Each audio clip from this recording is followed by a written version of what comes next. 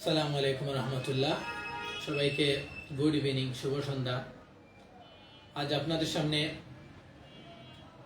আধিপত্যবাদ নিয়ে কিছু কথা বলার জন্য আমি আসছি।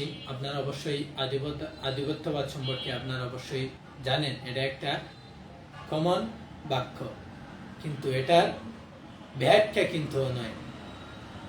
তাহলে যেহেতু আজ আপনাদের সামনে আসছি আধিপত্যবাদ নিয়ে কিছু আলোচনা করার জন্য, আমি প্রথমে এই আধিপত্যবাদ আলোচনা করার শুরুতেই আমি কবি ফারুক আহমদের একটি সারাংশ পড়ে আমি শুরু করতে চাই। যে কবি ফারুক আহমদ বলেছিলেন, আপনারা অবশ্যই সে কথা জানেন, তোরা চাষনে কিছু খারো কাছে খুদার মদত সারা, তোরা পরের উপর ভরসা না করে নিজের পায়ে দাঁড়া। আমরা কি এই কথাটার যথার্থ মর্ম আমরা বুঝতে পেরেছি? সেটা আমাদের সবার মাঝে প্রশ্নবিদ্ধ। তাহলে আমি যেহেতু আধিপত্যবাদ নিয়ে আপনাদের সামনে কথা বলতে এসেছি, তাহলে আমি বলবো যে আমরা সবাই মাঝে মাঝে আমাদের হাতে সামান্য শক্তি পছন্দ করি, তাই তো? পৃথিবীতে সঠিকভাবে চলার জন্য সঠিক নিয়ম কানুন অবশ্যই থাকা দরকার, কিন্তু যদি ক্ষমতা কিংবা এমন এক নিয়মে যদি আমাদের সমাজের এক একটা অংশকে হেয় করে, প্রতিপন্ন করে এবং ক্ষমতার লড়াই, বল প্রয়োগ ও বাধ্যবাধকতায় আমাদের যদি এগুলায় পরিণত হয়, তাহলে সেটাই হচ্ছে আধিপত্য। এই আধিপত্যটা কোথা থেকে আসলো? আধিপত্যের কোনো শেষ কি আছে আদৌ? আধিপত্যটা সম্পর্কে আমরা কি সম্পূর্ণ আদৌ বিশ্লেষণ করলে শেষ করতে পারবো না। এই নিবন্ধনটির মাধ্যমে আমি আপনাকে আধিপত্য বলতে ঠিক কি বুঝাতে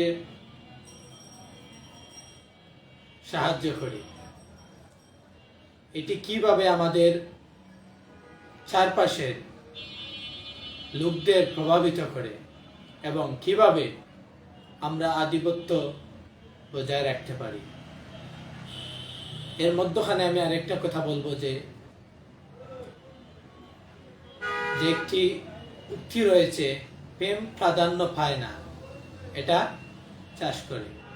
অর্থাৎ প্রেম প্রাধান্য পায় না, কিন্তু এটা চাষ করে। আধিপত্যটা কি? আধিপত্যের আমরা নানা গল্প শুনে আমরা সবাই বড় হয়েছি, তাই তো? আমরা শিখেছি ব্রিটিশের প্রায় 300 বছর, অর্থাৎ পুরো বিশ্বের যে 300 বছর ধরে আধিপত্য বিস্তার করেছিল। কিভাবে? আপনারা অবশ্যই জানেন যে আলেকজান্ডার দ্য গ্রেট এবং চিঙ্গিস খান বিশ্বের সর্বশ্রেষ্ঠ বিজয়ী হয়েছিলেন। আজ আমরা 1 নম্বর অর্থনৈতিক সামরিক শক্তি মার্কিন যুক্তরাষ্ট্র সম্পর্কে শুনি, তাই তো? কিন্তু আধিপত্যটা আসলে কি? এটি তখনই হয়, আধিপত্যটা তখনই হয় যখন আপনি যখন কর্তৃত্ব, বল প্রয়োগ বা কারসাজির মাধ্যমে, যে কোনো কারসাজি হতে পারে, কারসাজির মাধ্যমে আপনার চারপাশের লোকদের উপর কর্তৃত্ব করতে যখন সক্ষম হন। সাধারণত যে আধিপত্য, এটি শ্রেণীবিন্যাস তৈরি এবং এই আধিপত্যবাদের যে শ্রেণীবিন্যাস এবং তা বজায় রাখার জন্য ঘটে, এবং সেই দিকটিতেই 1 নম্বর হলো তথাকথিত শাসক। অর্থাৎ এই আধিপত্যটাই কায়েম করে এক একটা দেশের এক একজন শাসক। আধিপত্য প্রধানত দুই ধরনের হলেও এর সামঞ্জস্যপূর্ণ একটি আধিপত্যবাদও রয়েছে। তাই আমরা ধরে নিতে পারি যে এই আধিপত্যবাদকে তিনটি অংশে আমরা ভাগ করে নিতে পারি। আসলে আধিপত্যবাদের মূল যে প্রধান দুইটি অংশ আপনারা অবশ্যই জানেন যে একটি হচ্ছে রাজনৈতিক আধিপত্য, আরেকটি হচ্ছে অর্থনৈতিক আধিপত্য, আরেকটি যেটা বলছিলাম আপনাদেরকে অপশনাল, সেটি হচ্ছে সম্পর্কের মধ্যে আধিপত্য। তাহলে আমরা অবশ্যই যে মূল দুইটা পয়েন্ট, রাজনৈতিক আধিপত্য, রাজনৈতিক আধিপত্যটা কি? আসলে রাজনৈতিক আধিপত্যটা হচ্ছে যে আপনার দেশের সরকার আপনার উপর রয়েছে, কারণ তারা দেশের সমস্ত আইন ও অভিধান ডিজাইন করে। এজন্য এখন যদি যাই যে অর্থনৈতিক আধিপত্যটা কি, অর্থনৈতিক আধিপত্য হচ্ছে যেখানে শক্তিশালী ব্যবসা, বাজার পরিস্থিতি ও পরিষেবার দাম এবং সম্পদের বন্টন নিয়ন্ত্রণ করে, সেটাই হচ্ছে অর্থনৈতিক আধিপত্য। আর এ দুটার সাথে সংশ্লিষ্ট যেটা আমি বলেছি আপনাদেরকে, যে সম্পর্কের মধ্যে আধিপত্য। সম্পর্কের প্রতি আধিপত্য হচ্ছে যে যখন একজন ব্যক্তি শারীরিক এবং মানসিকভাবে আপনাকে নিয়ন্ত্রণ করতে, অর্থাৎ একজন মানুষ যখন শারীরিক এবং মানসিকভাবে আপনাকে নিয়ন্ত্রণ করতে এবং পরাভূত করতে সক্ষম হয়, তখন এটাকে বলে সম্পর্কের মধ্যে আধিপত্য। আসলে মূলত যে আধিপত্য সম্পর্কে বহু বিজ্ঞান, বিশেষ করে আধিপত্য সম্পর্কে মনোবিজ্ঞান যে আধিপত্য সম্পর্কে বিশ্লেষণ করেছে, সেটি যদি আপনাদের সামনে তুলে ধরি তাহলে আমি বলবো যে আধিপত্যের পিছনে মনোবিজ্ঞান কি বলে। আধিপত্যের পিছনে মনোবিজ্ঞান বলে যে সব সময় এমন কেউ থাকবে, অর্থাৎ সর্বসময়। মনোবিজ্ঞান বলে আধিপত্য সম্পর্কে যে সর্বসময় এমন কেউ থাকবে যে কোনো কিছুতে এক নম্বর, তাই তো? কিন্তু এই আধিপত্যের ফলে পরাশক্তি হতে চাওয়ার কয়েকটি কারণ রয়েছে। এই কয়েকটি কারণের মধ্যে আমি আপনাদের কয়েকটি কারণ বলবো। যে একটি হচ্ছে শক্তির উদ্দেশ্য, দ্বিতীয়টি হচ্ছে সামাজিক আধিপত্য ও ওরিয়েন্টেশন, তৃতীয়টি হচ্ছে যৌক্তিক এবং জ্ঞানী পক্ষপাত, চতুর্থটি হচ্ছে পরিস্থিতিগত কারণ। তাহলে আমরা আধিপত্যের যে চারটি কারণ, যে শক্তির উদ্দেশ্য যদি আমরা বলতে হয়, আধিপত্যের শক্তির উদ্দেশ্য হচ্ছে আপনি যদি এমন কেউ হন যে যিনি আপনার হাতে ক্ষমতা এবং নিয়ন্ত্রণ রাখতে পছন্দ করে, তাহলে আপনি তার উপর আপনি আধিপত্যশীল আচরণ দেখাতে পারেন। আপনি আক্রমণাত্মক এবং দৃঢ়প্রত্যয়ী হতে পারে, এমনকি অন্য লোকদের বুঝার ক্ষমতা খুবই কম হতে পারে। যেমন উদাহরণস্বরূপ আপনাদেরকে যদি বলি তাহলে বলবো হিটলারের ক্ষমতা সম্পর্কে আপনারা অনেকেরই ধারণা। হিটলার তার হাতে ক্ষমতা এবং নিয়ন্ত্রণ রাখতে পছন্দ করতেন। সেটা কি আধিপত্যবাদের মধ্যে পড়ে?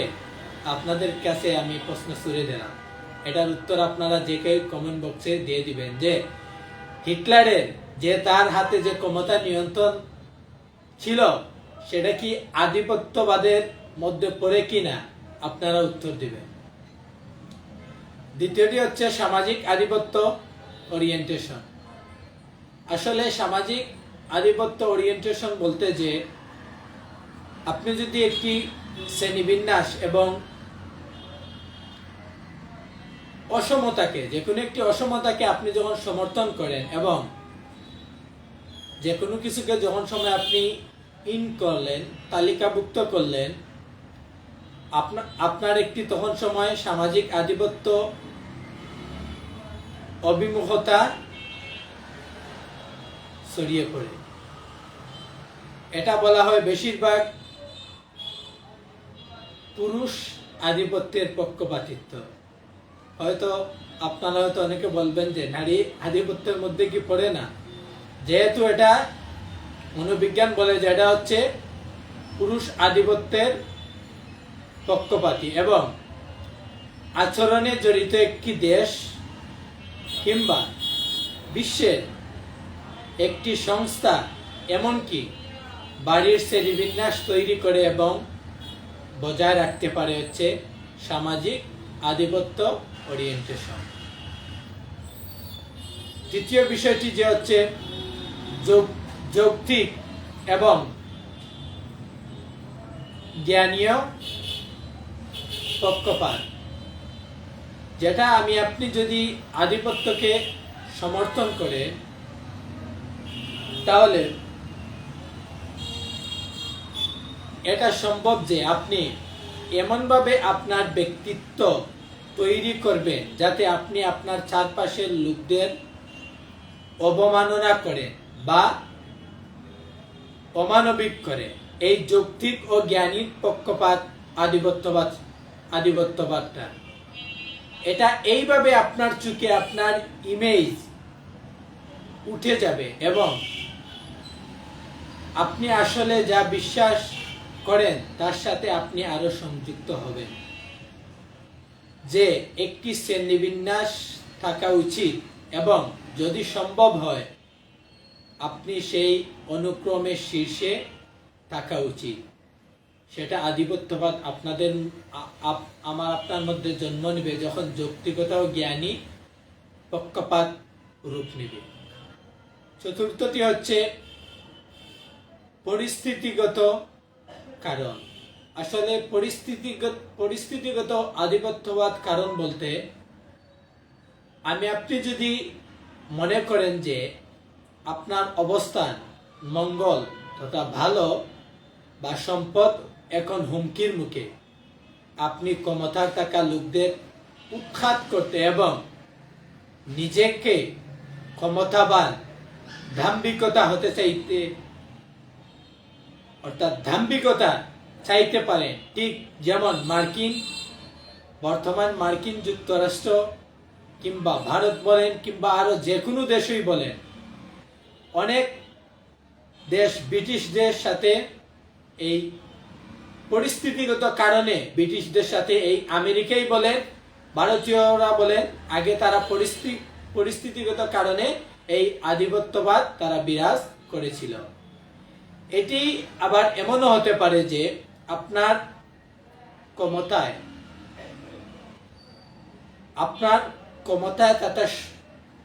ক্ষমতায় থাকা সুযোগও রয়েছে এবং আপনি সেগুলো দখল করেন।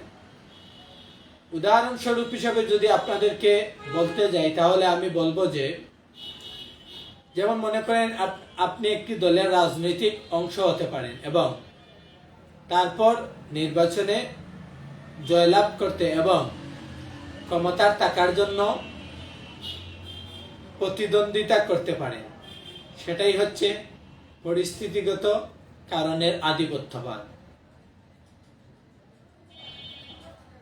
আসলে মূল পয়েন্টটি যদি আপনাদের সামনে বলবো যে আধিপত্যবাদের পরিণতি কি। আধিপত্যবাদের কায়েম সম্পর্কে তো আমরা তো সবাই জানি, ইতিহাস সম্পর্কে অনেকেই চর্চা করলে আমরা অনেক আধিপত্যবাদ সম্পর্কে অনেক তথ্য পাই। এখন যে মূল যে বিষয়টা আধিপত্যবাদের পরিণতি কি, আমরা কি সেটা আদৌ জানতে পেরেছি? আমরা অবশ্যই ইতিহাস আধিপত্যবাদের পরিণতি সম্পর্কে বলে ইতিহাস সহ আরো বিভিন্ন বিষয়ে আপনারা পর্যালোচনা করলে আধিপত্যবাদের পরিণতি সম্পর্কে জানতে পারবে। তাহলে আধিপত্যবাদের পরিণতিটা কি আমরা এখন জানব। আধিপত্য আপনার উপর, আপনার চারপাশের মানুষদের এবং বৃহত্তর সমাজের উপর মারাত্মক প্রভাব ফেলতে পারে। কখন ফেলতে পারে? আধিপত্যবাদের পরিণতি যেটা আমি আপনাদেরকে এখন বললাম, যে কখন আমাদের চারপাশের বৃহত্তর সমাজের মারাত্মকভাবে প্রভাব ফেলতে পারে। যেমন মনে করেন আপনি একজন প্রভাবশালী ব্যক্তি, আপনি যেমন মনে করেন একজন প্রভাবশালী ব্যক্তি হন, তাহলে আপনি নিশ্চিত করতে পারেন যে সামাজিক যে শ্রেণীবিন্যাসগুলো রয়েছে, ভারসাম্যহীনগুলো রয়েছে এবং অসম, যেখানে এমন একটি অংশ রয়েছে যার নিয়ন্ত্রণের কিছুই নেই,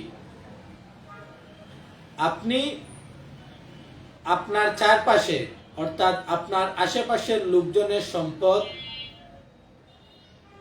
তখন আপনার আশেপাশের লোকদের সম্পদ, সুযোগ এবং সিদ্ধান্ত গ্রহণের অধিকার সীমিত করার জন্য আপনি অবশ্যই এমনভাবে কাজ করতে পারেন যে এই সমস্ত ক্ষমতা নিজের কিছু নির্দিষ্ট লোকের কাছে রেখে, কিন্তু আপনি তাদের জাতি, যে কোনো জাতি বলেন, যে কোনো গোষ্ঠী বলেন, যে কোনো লিঙ্গই বলেন, যে কোনো শ্রেণীর ইত্যাদির ভিত্তিতে মানুষের সাথে বৈষম্য করতে পারেন।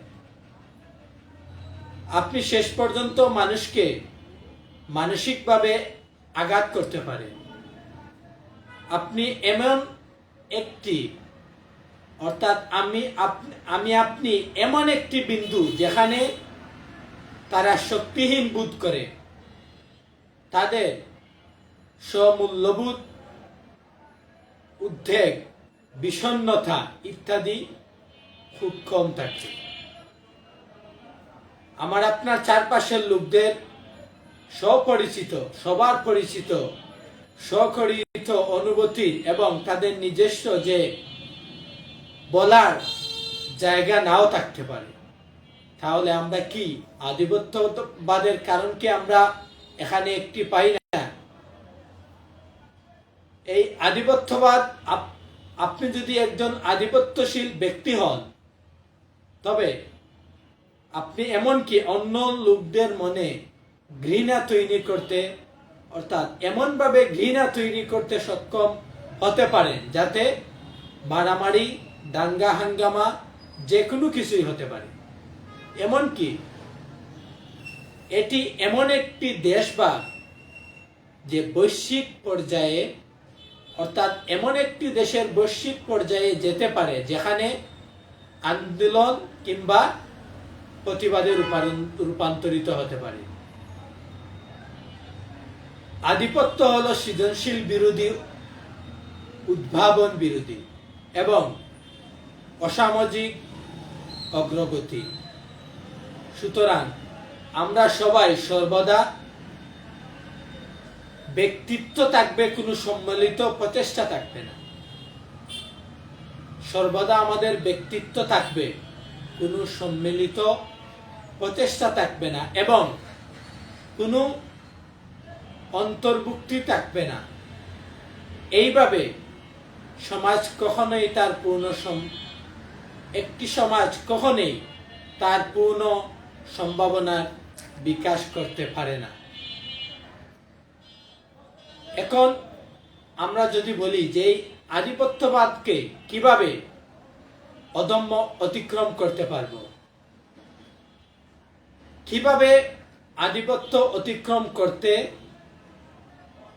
এটা আমার আপনার মনে মনে হতে পারে যে একজন ব্যক্তিত্ব খুব বেশি ক্ষমতা আছে এবং আধিপত্যকে অতিক্রম করে, অর্থাৎ তা করা অসম্ভব, কিন্তু আপনি যে পরিবর্তনটি দেখতে চান তা আনতে আপনাকে সাহায্য করতে পারে এমন সংস্থাগুলির মাধ্যমে, এমন এক একটি অংশ হওয়ার মাধ্যমে এটি সম্ভব। আপনি যেখানে গেলে আপনি যা করতে পারেন তা এখানের মধ্যে রয়েছে। তার মধ্যে উল্লেখযোগ্য হচ্ছে শিক্ষা এবং সচেতনতা। আমরা যদি এই জিনিসটা কাজে লাগাই যে শিক্ষা এবং সচেতনতা, এই আধিপত্যবাদের বিরুদ্ধে যদি আমরা শিক্ষা এবং সচেতনতা বৃদ্ধি করতে পারি, তাহলে আমরা কি করতে পারবো? আমরা এই বিষয় নিয়ে এখন আলোচনা করব।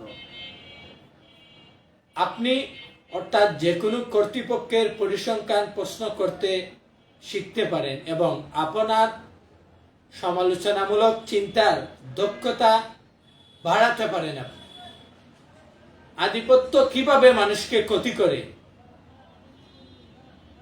সেটা যদি একজন উকিল হয়ে থাকে, সম্ভবত অন্য লোকেরাও সেই আন্দোলনে আপনার সাথে যোগ দিতে পারে।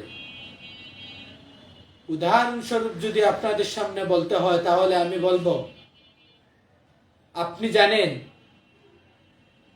কিভাবে মহাত্মা গান্ধী এবং নেলসন ম্যান্ডেলা নিপীড়িতদের কণ্ঠস্বর হয়েছিলেন। আমরা যদি এই ইতিহাসগুলো জানি, তাহলে অবশ্যই আধিপত্যবাদ সম্পর্কে আমরা জানতে পারব। এখন আপনাদের বলবো যে এই বিনামূল্যে তথ্য প্রবাহ, এই আধিপত্যবাদের মধ্যে আরেকটি অংশ হচ্ছে বিনামূল্যে তথ্য প্রবাহ, যেটা বর্তমান প্রবাহমান। আপনি নিশ্চিত করতে পারেন যে প্রত্যেকেরই তথ্যের বিভিন্ন উৎস, যেমন যে কোনো social platform, media, music channel, সংবাদপত্র কিংবা রেডিও, যে কোনো কিছুই বলে। উদাহরণস্বরূপ যদি আপনাদের কয়েকটি দেশের কথা বলতেই হয়, তাহলে আমি বলবো যেমন উত্তর কোরিয়া, যে সামাজিক যোগাযোগ মাধ্যম একেবারেই নিষিদ্ধ। আপনারা সেটা হয়তো অনেকেই জানেন না। উত্তর কোরিয়ায় কিন্তু সামাজিক যোগাযোগ মাধ্যম একেবারেই নিষিদ্ধ। একেই বলে আধিপত্য। তথ্যের একটি অবাধ প্রবাহ থাকা আমি আপনাকে, আপনার আশেপাশে সকলকে হাতে থাকা সমস্যাগুলো সম্পর্কে আরো সচেতন করে তুলতে পারে এবং প্রত্যেক এই সমস্যাগুলো কাটিয়ে, এই প্রত্যেকেরই এই সমস্যাগুলো কাটিয়ে ওঠার উপায় আমি আপনি যে কোনো গণমাধ্যম সম্পর্কে যে কোনো ব্যক্তি ডিজাইন করতে, নিজেদের মধ্যে আলোচনা করতে পারে এই মিডিয়ার মাধ্যমে। তাহলে এখন সংগঠিত প্রতিরোধ, আধিপত্যবাদের মধ্যে এই সংগঠিত প্রতিরোধটা কি? আধিপত্যবাদের সংগঠিত প্রতিরোধ বলতে গেলে বেশিরভাগ দেশেই আপনারা দেখবেন যেভাবে তাদের স্বাধীনতা পেয়েছে, আপনিও একটি জোট গঠন করতে পারেন এবং আধিপত্যকে উল্টে দিতে, অর্থাৎ যে কোনো দেশেই আপনি একটি আধিপত্য বিরাজ করতে পারেন। আপনি একটি শাসক হন না, আপনি প্রথমেই আমি বলেছি তো, আধিপত্যবাদ আপনি কায়েম করে একটি শাসক হন। আপনি আধিপত্যবাদ কায়েম, যে কোনো কিছু আধিপত্যবাদ কায়েম আপনি করতে পারবেন। তাহলে আমি আপনাদেরকে যে সংগঠিত প্রতিরোধ, কিভাবে এটা? বেশিরভাগ দেশ যেভাবে তাদের স্বাধীনতা পেয়েছে, আপনি একটি জোট গঠন করতে পারেন এবং আধিপত্যটাকে উল্টো দিতে তৃণমূল স্তর থেকে কাজ করতে পারেন। আপনি বর্ণবাদ আন্দোলন বলেন, সত্যাগ্রহ আন্দোলন বলেন, বা নারীবাদ এবং LGBTQ, এমনকি এইসব আন্দোলনের মতো আপনি মানবাধিকার, ন্যায় বিচার এবং সমতার পক্ষে একজন উকিল হতে পারে। একইভাবে আপনি প্রত্যেককে আপনার সাথে যোগ দিতে এবং সবাই আপনার সাথে তখন যোগ দিতে সক্ষম হবে যখন আপনি একটি ক্ষমতায়ন শাসক হয়ে যাবেন। এই ক্ষমতায় থাকার বিরুদ্ধে লড়াই করার ক্ষমতা দিতে পারে এই সংগঠিত প্রতিরোধ। আইনি ও রাজনৈতিক পদক্ষেপের দিক দিয়ে যদি আধিপত্যবাদকে আপনি তুলনা করেন, তাহলে আপনি দেখবেন অনেক দেশের গণতন্ত্রের রাজনীতিতে কাজ করে এমন একটি আইনি ব্যবস্থা, বিশেষ করে আপনারা প্রায় এশিয়া মহাদেশের ভিতরেই দেখবেন এমন একটি আইন ব্যবস্থা রয়েছে যা প্রত্যেককে, সমাজের একটি অংশকে নিপীড়ন করে। বিশেষ করে আমেরিকা, ইউরোপ, এশিয়া মহাদেশে এমন একটি নীতি ও কর্মকে চ্যালেঞ্জ করতে দেয়। আপনি আপনার সমাজে যে পরিবর্তন আনতে চান তা তৈরি করতে আপনি এই আইনগুলি ব্যবহার করতে পারেন। তার মধ্যে একটি হচ্ছে আইন ও রাজনৈতিক পদক্ষেপ। আপনারা কি এই আধিপত্যবাদের মধ্যে আইন ও রাজনৈতিক পদক্ষেপ মোকাবেলা করেন? সত্য আধিপত্যবাদ আমার আপনাকে বিরাজ করতে হবে।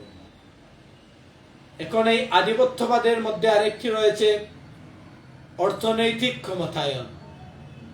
এমনকি আপনি নিশ্চিত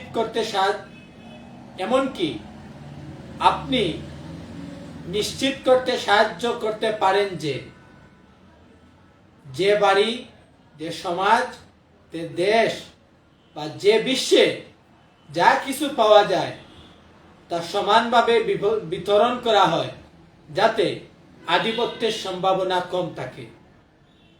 আপনি আরো কাজের সুযোগ তৈরি করতে সহায়তা করতে পারেন, যাতে সমাজের কোনো অংশ অর্থনৈতিকভাবে ক্ষতিগ্রস্ত না হয়।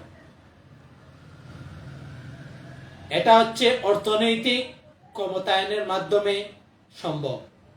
এখন যদি আপনাকে বলি যে সাংস্কৃতিক রূপান্তর আধিপত্যবাদ, আপনি সাংস্কৃতিক রূপান্তর, আপনি এমন ব্যক্তি হতে পারেন যিনি আপনার গড় দেশ কিংবা যে কোনো রাষ্ট্রের বৈচিত্র্যের জন্য অন্তর্ভুক্তি এবং সম্মান নিয়ে আসেন। এর জন্য যে আপনাকে আপনার চারপাশের লোকদের চিন্তা প্রক্রিয়া পরিবর্তন করতে হবে এবং তাদের যে স্টেট সেটআপগুলো রয়েছে সেগুলো কাটিয়ে উঠতে সহায়তা করতে হবে। এটা কঠিন হতে পারে, কিন্তু অনন্ত মানুষ খুশি হবে।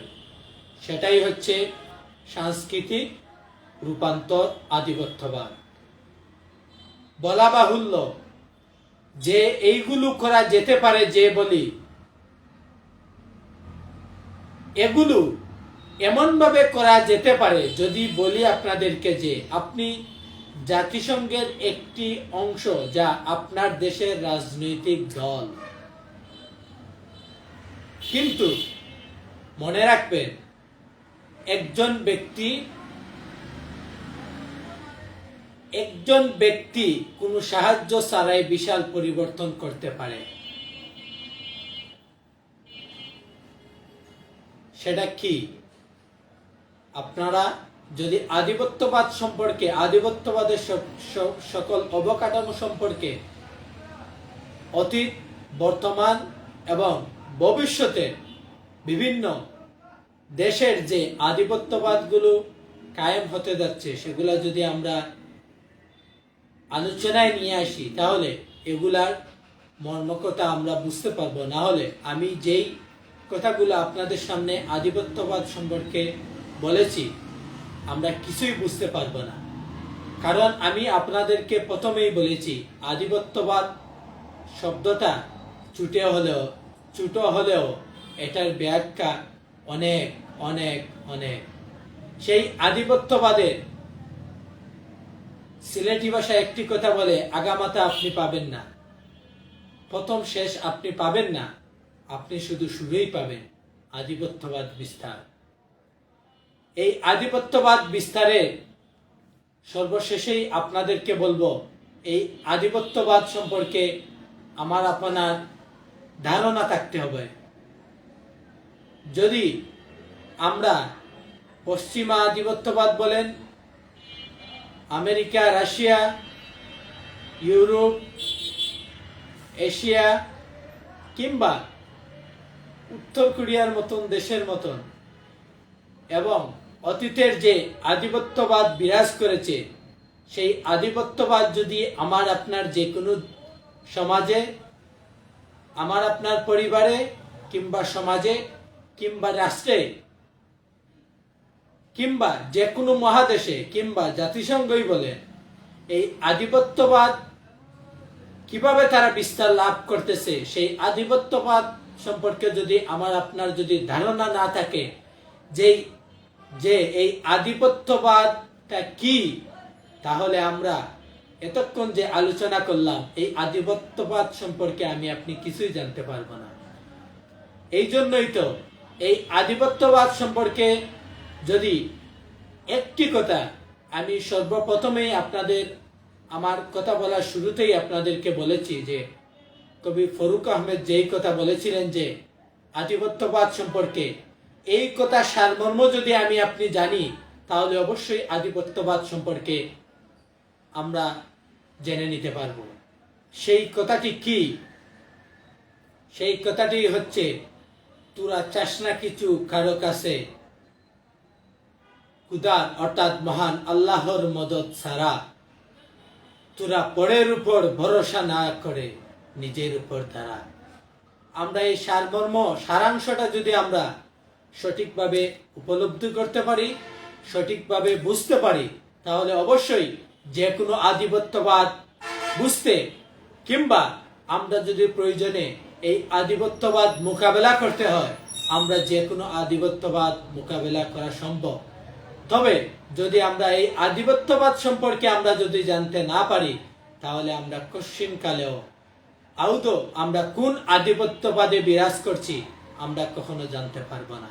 তাহলে আমি আপনাদের সকল ভাই বোনদেরকে বলবো, আধিপত্যবাদ হয়তো শব্দ একটি মাত্র, কিন্তু এর ব্যাখ্যা অনেক। আধিপত্যবাদ বললাম তো শুরু থেকে শেষ পর্যন্ত কত আধিপত্যবাদ বিরাজ করে চলছে সেটা বলা বাহুল্য। তাই আপনাদের সামনে আমি সর্বশেষে একথাই বলবো, আমরা সবাই মাঝে মাঝে যদি আমাদের হাতে, আমাদের আশেপাশে যদি এই আধিপত্যবাদ সম্পর্কে আলোচনা করতে পারি, বর্তমানে আমরা কোন আধিপত্যবাদ, আমাদের দেশে কোন আধিপত্যবাদ বিরাজ করছে, আমাদের সমাজে কিংবা রাষ্ট্রে যদি, কিংবা বিভিন্ন সংবাদ, সোশ্যাল মিডিয়া পোস্ট বলেন, কিংবা আমার মতন ফেসবুক লাইভেই বলেন, কিংবা যে কোনো মাধ্যমেই আপনারা যদি আধিপত্যবাদ সম্পর্কে সর্ববিষয়ে জনসাধারণের মাধ্যমে আমরা যদি জানান দিতে চাই, তাহলে অবশ্যই আধিপত্যবাদ আমাদেরকে, অবশ্যই আধিপত্যবাদ সম্পর্কে আমাদের ধারণা থাকতে হবে। পশ্চিমা আধিপত্যবাদ হলে হবে না, গোলামীর আধিপত্যবাদ হলে হবে না, ইন্ডিয়ার আধিপত্যবাদ হলে হবে না, রাশিয়ার আধিপত্যবাদ হলে হবে না, আমেরিকার দাসত্ববাদ হলে হবে না, উত্তর কোরিয়ার দাসত্ববাদ হলে হবে না, চীনা দাসত্ববাদ হলে হবে না, কিংবা আপনাদেরকে তো বললাম এক একটা গোত্র থেকে এক একটা সমাজ, এক একটা রাষ্ট্র, এক একটা কান্ট্রি, এক একটা দেশ, এক একটা মহাদেশ, সকল কিছুতে কোন আধিপত্যবাদ বিরাজ করছে সেটা আমার আপনার জানতে হবে। তাই আপনাদের সামনে আমি সর্বশেষে একথাই বলবো যে আমরা সবাই মাঝে মাঝে আমাদের হাতে কিছু ক্ষমতা থাকতে পছন্দ করি, কিন্তু এই শক্তি যদি মানুষের স্বাধীন ইচ্ছা ও স্বাধীনতা অর্থাৎ স্বাধীনতা বোধের ক্ষতি করতে শুরু করে, তাহলে সেটা হলো আধিপত্য। আধিপত্য সবার ক্ষতি করতে পারে। আমি তো আপনাদেরকে বললাম, মানে শুধু ইতিহাসের দিকে তাকান তাই নয়, এর মানে যে আপনি ইতিহাসের দিকে তাকালেই তাই নয়, আপনি বর্তমান উপলব্ধি করেন বর্তমান কোন আধিপত্যবাদে আমরা বিরাজ করছি। আপনি ইতিহাস পরিচর্যা করুন, ইতিহাস পর্যালোচনা করুন, আপনি ইতিহাসের দিকে তাকান। এই রাজনৈতিক এবং অর্থনৈতিক এবং আত্মব্যক্তি কেন্দ্রিক যে কৌশলগুলি কাটিয়ে উঠতে শেখা আমার আপনার গুরুত্বপূর্ণ। এইভাবে আপনি আপনার বাড়ি, আপনার সমাজ, আপনার রাষ্ট্র এবং বিশ্বের সাম্য, ন্যায় বিচার এবং অন্তর্ভুক্তি আনতে অবশ্যই আপনি আনতে পারবেন। যেমন আপনাদের সামনে ইতিহাস পর্যালোচনা করলে দেখা যায় অতীতের বিভিন্ন বিপ্লব আপনারা পর্যালোচনা করুন। আপনারা এই আধিপত্যবাদ, পৃথিবীতে বহুল আধিপত্যবাদ রয়েছে, বহু আপনারা এই আধিপত্যবাদ সম্পর্কে পর্যালোচনা করুন। আপনারা অবশ্যই, আপনাদেরকে সর্বশেষে একথাই বলবো যে আপনি যদি একজন বিশ্বাসী হন এবং স্বাধীনতার পক্ষের লোক হন, তাহলে আপনি বিশ্বকেও সেইভাবে একটি আধিপত্যবাদ বিস্তার করতে সাহায্য করতে পারেন। তাই তো কবি ফরুক আহমেদ বলে গিয়েছিলেন যে তোরা চাস না কিছু কারো কাছে আল্লাহর মদত ছাড়া, তোরা পরের উপর ভরসা না করে নিজের উপর দাঁড়া। তাহলে আমরা কেন পরের উপর আজ ভরসা করব? আমরা চাইব আমাদের দেশকে একটি দেশপ্রেমিক, ন্যায়পরায়ণ রাষ্ট্র হিসাবে গঠন করা। আমরা কারো আধিপত্যবাদ মানি না, আমরা কখনো কারো আধিপত্যবাদ আমাদের দেশে বাস্তবায়ন করতে দেব না, দেওয়া হবে না ইনশাআল্লাহ। আমরা সত্য, ন্যায় এবং ইনসাফের ভিত্তিতে সকল দেশপ্রেমিক ভাই বোনদেরকে বলবো, আমরা আমাদের দেশকে বর্তমান একটি কিভাবে আমাদের দেশকে সত্য, ন্যায়পরায়ণ শাসক এবং ইনসাফ ভিত্তিক কাঠামোগুলো আমরা বিরাজ করতে পারি। আমরা যাতে আমাদের পরিবারে, সমাজে এবং রাষ্ট্রে ন্যায়পরায়ণ হওয়া এবং ন্যায়পরায়ণ শাসক, আমার আপনার কিভাবে একজন ন্যায়পরায়ণ শাসকের মাধ্যমে নীতি পর্যালোচনা করে আমরা ইনসাফ ভিত্তিক কাঠামো গড়ে আমার আপনার একটি দেশের সুসমৃদ্ধির রাষ্ট্র কাঠামো গড়া সম্ভব বলে আপনাদের কাছে আমি মনে করি। তাই আপনাদের সবাইকে আবারও বলবো, ভাই বোনেরা, এখনো আমাদের সময় রয়েছে। আমরা বাংলাদেশ, আমরা বাঙালি জাতি, আমাদেরকে বিভিন্ন আধিপত্যবাদ আজ আমাদের কাছে সয়লাভ।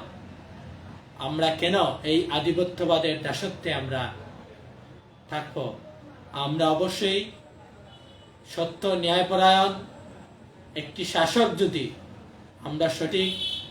আমরা সবাই ঐক্যবদ্ধভাবে হয়ে সঠিক রাষ্ট্র যদি আমরা কাঠামো গঠন করতে পারি, আমরা ন্যায়পরায়ণ এবং ইনসাফ ভিত্তিক রাষ্ট্র গঠনে আমরা সহায়তা করতে পারি, অবশ্যই আমাদের দেশ কোনো আধিপত্যবাদ বিরাজ করতে পারবে না। আমরা অবশ্যই আবারও বলবো আপনাদেরকে, এই আধিপত্যবাদ সম্পর্কে সবাই পর্যালোচনা করুন, আমরা কোন আধিপত্যবাদে বিস্তার লাভ করতেছি। আর আমরা কোনো আধিপত্যবাদ বিস্তার করব না। আমরা আর কখনো কোনো আধিপত্যবাদকে বাংলার জমিনে কায়েম করতে দেওয়া হবে না ইনশাআল্লাহ। এই আশাবাদ ব্যক্ত করে আপনাদের সামনে থেকে আমি এখানে বিদায় নিচ্ছি। সবাইকে আবারও আমার শুভেচ্ছা। আসসালামু আলাইকুম ওয়া রাহমাতুল্লাহি ওয়া তাআলা ওয়া বারাকাতুহু।